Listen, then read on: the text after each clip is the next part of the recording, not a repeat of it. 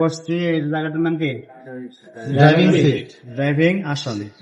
এই ড্রাইভিং সিটের front side হচ্ছে এদিকে, ফ্রন্টে কি স্টিয়ারিং হুইল, ঠিক আছে? স্টিয়ারিং হুইলের পেছনে ড্রাইভার সিট। এখন এই ড্রাইভার আসনে বসে আমাদের যে কাজগুলো করতে হবে, যেখানে পা রাখছে এটার নাম কি?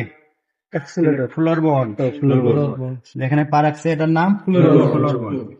ফ্লোর বোর্ডের সবচেয়ে ডান দিকে যে প্যাডেলটা আছে এটা কি? Accelerator pedal. এটার কাজ কি? এটা কাজ হচ্ছে ইঞ্জিনের গতি কমানো এবং বাড়ানো। এটা চাপতে হবে কি হবে? ডান পা দিয়ে আস্তে আস্তে যখন চাপবো তখন ইঞ্জিনের সাউন্ডটা বুঝবো যে আমি কতটুকু চাপতেছি বা কতটুকু আমার দরকার। শুধু সাউন্ড বোঝায় না, এখানে দেখা যাচ্ছে আরপিএম। কি মিটার আছে? RPM, revolution per minute. এই মিটারটা ফলো করতে হবে, প্লাস সাউন্ড ফলো করতে। সাউন্ডটা কি ব্রেনে নিতে হবে যে আপনি বেশি অতিরিক্ত সাউন্ড হচ্ছে কিনা, বুঝে গেছেন? এটার পাশে হচ্ছে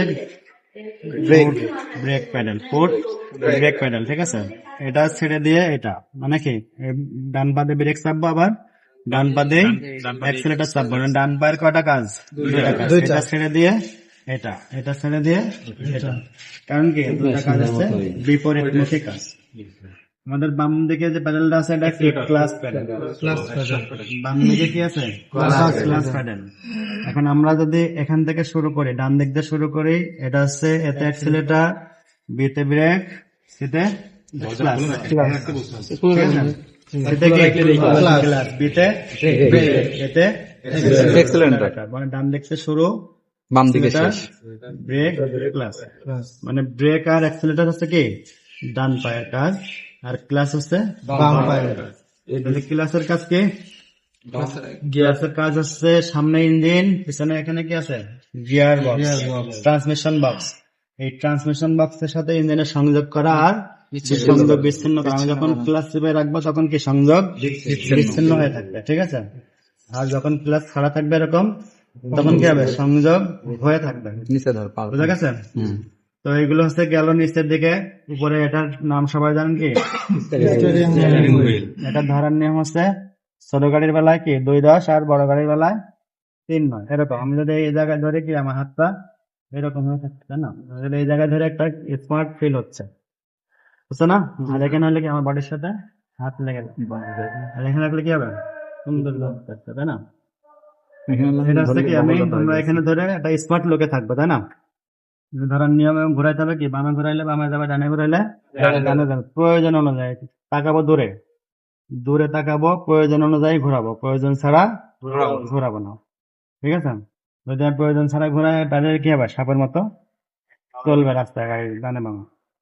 এটা গেল, এটা হচ্ছে ইগনিশন সুইচ। এটা অন করলাম, পুরা ইগনিশন অন হলো। তারপরে স্টার্ট কিন্তু হচ্ছে না, হচ্ছে না। আমাদের এই গাড়িটা ক্লাস চাপতে হবে, ক্লাস না চাপলে হবে না। ক্লাস চাপায় কি চাপে নিউট্রাল করে তারপর কি করতে হবে? স্টার্ট করতে হবে। ডান দিকে মোড়া দিলাম, ইঞ্জিন স্টার্ট, ঠিক আছে? আবার বাম দিকে দিব, অফ হয়ে যাবে, বুঝা গেছে? স্টার্ট করতে গেলে করতে হবে ক্লাস না চাপলে স্টার্ট হবে না, বুঝা গেছে? আমি যতই সুইচ দিই হচ্ছে না। যখন ক্লাস চেপে দিব, যে ক্লাস কিন্তু চাপছি তারপরে হচ্ছে না, কেন হচ্ছে না? ক্লাসটা পুরোপুরি চাপা হয় না, ক্লাসটা চাপা হয় না। সম্পূর্ণ ক্লাস না চাপলে কানেকশন পাবে না। মানে ক্লাসের সর্বশেষ পয়েন্ট হচ্ছে এটা যে স্টার্টের যে সুইচ, সেই সুইচে কানেকশন থাকবে। করার সময় কি ক্লাস ধরতে হবে? অবশ্যই, আপনি গিয়ার শিফটিং যখনই করবো তখনই ক্লাস চাপবে, বুঝা গেছে? হ্যাঁ, ফুল চাপতে হবে। যখনই ক্লাস চাপবো তখনই কি ফুল চাপবো, ক্লাস হাফ চাপও হবে না। আমি এই চাপছি না, কত চাপছে তো নাকি দেখা যায় চাপছে? এখন কি স্টার্ট হচ্ছে? হচ্ছে না। যখন কি ফুল চাপলাম তখন, বুঝা গেছে? এই গেল স্টার্ট সুইচ। এগুলো ইন্ডিকেটর সুইচ গুলো পরে বোঝাবো। এটা হচ্ছে, এটা আগে এটা দেখাই। এটা হচ্ছে হ্যান্ড ব্রেক। হ্যান্ড ব্রেক কি লেভার, হ্যান্ড ব্রেক লেভার। এটা এটা কি হ্যান্ড ব্রেক। এটা ওঠানো আছে, তাই না? নামাইতে গেলে এটা একটু পুশ করতে হবে। এটা কি করতে হবে?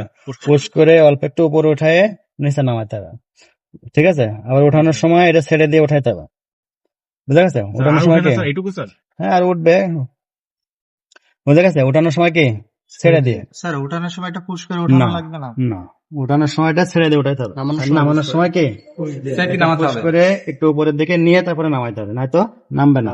এই যে আমি কি পুশ করলাম কিন্তু উপরে নিচ্ছি না, নামতেছে না, যতই প্রেসার দেই নামবে না। যখন একটু উপরের দিকে নিব তখন নামবে, কারণ কি ওখানে একটা দাঁত আছে, ওই দাঁতটা আরেকটা দাঁতের সাথে সংযোগ থাকে। যখন উপরে উঠাবেন এটা, তখন কি হবে, এটা খুলবে। যতক্ষণ উপরে না উঠবে ওটা খুলবে না, না খুললে কি ওটা নামাইতে পারবেন না। বুঝা গেছে? স্যার উপর ওঠার সময় চাপ দিলে কি কোনো সমস্যা?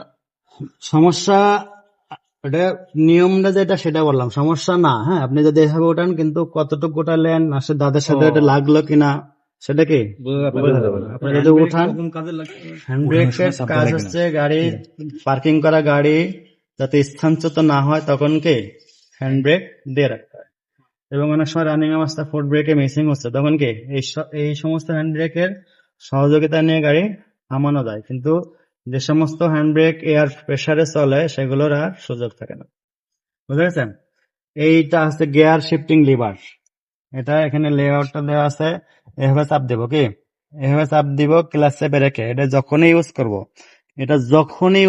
নিউট্রাল করি হার্ট যে কোনো গিয়ারে দেই, যখন ইউজ করব তখনই কি ক্লাস চেপে এই যে লেআউট আছে কি, এভাবে বাম দিকে চাপ দিব। আমি হাতটাকে এভাবে দিছি, এখানে বাম দিকে চাপ দিছে, হাতের তালুটা আমার ওদিকে ধাক্কা দেওয়া আছে। এদিকে যদি ধাক্কা না দিই তাহলে আমার 3 নম্বর গিয়ারে পড়ে যাচ্ছে। আমি যদি এদিকে ধাক্কা না দিই তাহলে এই গিয়ার শিফটিং লিভারটা যে জায়গায় আছে, এই 3 আর 4 এর যে মাঝামাঝি পয়েন্ট, এটা হচ্ছে বাড়ি। এটা কি এর বাড়ি, এই অল টাইম এখানে অবস্থান করে। এখন যদি বাড়ির থেকে আপনাকে অন্য জায়গায় পাঠাইতে হয় তাহলে কি সহজে যাবে? সহজে যাবে না, তখন কি একটা ধাক্কা দেওয়া লাগবে। তখন এদিকে ধাক্কা দিয়ে নিয়ে এই 1 নম্বরে দিবেন, আবার এদিকে ধাক্কা রেখেই পেছনে দিলে 2 নম্বরে যাবে। যদি আপনি ধাক্কা না রেখে দেন, ঠিক আছে, তাহলে 4 নম্বরে পড়ে যাবে। যদি এদিকে ধাক্কা না রেখে দেন তাহলে কি হবে, 4 নম্বরে পড়ে গেছে। বুঝা গেছে? তাহলে ওদিকে ধাক্কা দিয়েই যাইতে, মানে এর কাজ হচ্ছে অল টাইম বাড়ি চলে আসা। অল টাইম কি, অল টাইম বাড়ি চলে আসা। কিন্তু আপনার প্রয়োজনের বাড়ি আসতে দিলে হবে, আপনার প্রয়োজনের কাজে লাগাইতে হবে। যেখানে গেলে কাজে লাগবে সেই জায়গায় পাঠাইতে হলে কি জোর করে পাঠাইতে হবে। বুঝা গেছে? তাহলে এদিকে ধাক্কা দিয়ে কি 1 নম্বর দিয়ে আবার এদিকে ধাক্কা রেখে 2 নম্বর দিলেন, আবার নিউট্রালকে ছেড়ে দিবেন। ছেড়ে দিলে এর বাড়ি ঘরে চলে আইছে, ছেড়ে দেওয়ার সাথে সাথে আর দেরি করবেন, আর বাড়ি চলে আসবে।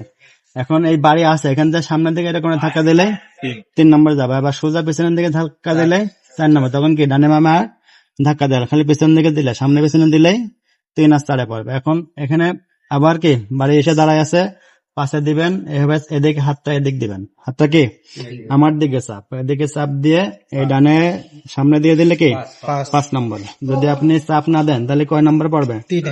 3 নম্বর পড়বে। ঠিক আছে? আবার রিভার্সে যাওয়ার সময় এভাবে চাপ দিয়ে হাতের তালুটা কোন দিকে থাকবে? 5। আর রিভার্সে যখন দিবেন তখন হাতের তালুটা নিজের দিকে থাকবে। ঠিক আছে? এবার চাপ রেখে রিভার্স গিয়ার। বুঝা গেছে? আবার যেখানে থাকুক নিউট্রাল করে ছেড়ে দিবেন। এই যে এখানে আছে না, ছেড়ে দিবেন, ওই 3 আর 4 এর কাছে গিয়ে থাকবে, নিউট্রাল হয়ে যাবে। ঠিক আছে? এখানে থাকুক, ছোট্ট করে এরকম ছেড়ে দিবেন, নিউট্রাল হয়ে যাবে। বুঝা গেছে? এই লেআউটটাই মাথার ভিতরে ঢোকাইতে হবে যে কোন জায়গায় গিয়ার লেভারটা আছে, আপনি কোথায় নেবেন। এই দেখেন সহজ যুক্তি, আপনি এরকম ভাবে দিবেন 1 আর 2 ছেড়ে দিয়ে 3 আর 4, আবার এদিকে চাপ দিয়ে এই যে 5। বুঝা গেছে? না, তাহলে এটা বুঝছেন তো? 1 আর 2 এদিকে চাপ, আর 5 আর রিভার্স হচ্ছে এদিকে চাপ, আর মাঝামাঝি জায়গায় হচ্ছে 3 আর 4। মাঝামাঝি এরকম থাকবে, তখন কি সামনে দিলে 3, পেছনে দিলে 4। গিয়ার চেঞ্জ করার সময় কি ফুল ক্লাস করা লাগবে? ফুল ক্লাস চাপতে হবে, ক্লাস হাফ চেপে কোনো কিছুই করা যাবে না। সে চেঞ্জ করাই হোক আর শিফটিং হোক। বুঝা গেছে? ক্লাস চেপে কি করতে হবে আগে সিট বেল্ট। হ্যাঁ, তারপরে এই সব কাজগুলো করে স্টার্ট করার আগে কি করতে হবে, আপনার গাড়ি চেক করা, যে কাজগুলো একটু পরে বোঝাচ্ছে কি করা লাগবে। এখন যেটুক শিখালাম এটুকুই করবেন শেষ পর্যন্ত। সবার পরে কি করবেন, সিট বেল্টটা এভাবে টেনে নেবেন, এভাবে টেনে নিয়ে, এটা তো শিখছেন তাই না, এখানে ঢুকাই দিয়ে এই জায়গা দিয়ে। বুঝা গেছে? কোথায় দিয়ে? এখানে এটা থাকবে এখানে, আর এটা থাকবে এখানে। ঠিক আছে? সিট বেল্ট দেওয়া পর্যন্ত এই প্র্যাকটিস